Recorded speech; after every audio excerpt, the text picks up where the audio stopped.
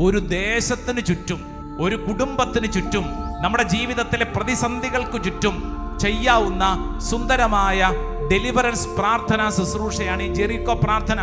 അത് പലതരത്തിൽ നമുക്കൊക്കെ അനുഭവപ്പെടും. ഒരുപക്ഷെ ഈ കാലഘട്ടത്തിൽ ഈ ഇടവകപ്പള്ളിയിലെ തിരുനാളൊക്കെ ശ്രദ്ധിച്ചിട്ടുണ്ടോ?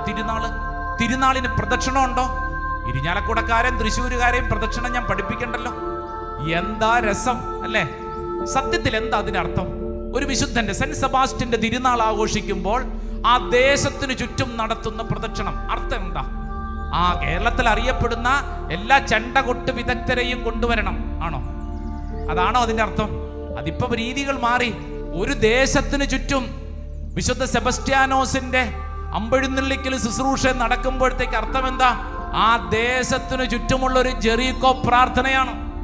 അതേന്ന് കാലം മാറിയപ്പോൾ നമ്മുടെ ആഘോഷ രീതികളൊന്നും മാറിയെന്നേ ഉള്ളൂ. സത്യത്തിൽ ഒരു പ്രദക്ഷിണം എന്നൊക്കെ പറഞ്ഞാൽ ഒരു ദേശത്തിന് ചുറ്റും നടത്തുന്ന ഒരു ജെറിക്കോ പ്രാർത്ഥനയാണ്. ഇത് പ്രാർത്ഥന കുറഞ്ഞ ആഘോഷം കൂടി, അതാണ് പറ്റിപ്പോയത്. ആരെയും കുറ്റപ്പെടുത്താനല്ല, തിരിച്ചറിയാൻ. ഇതൊരു ജെറിക്കോ പ്രാർത്ഥനയാണ്.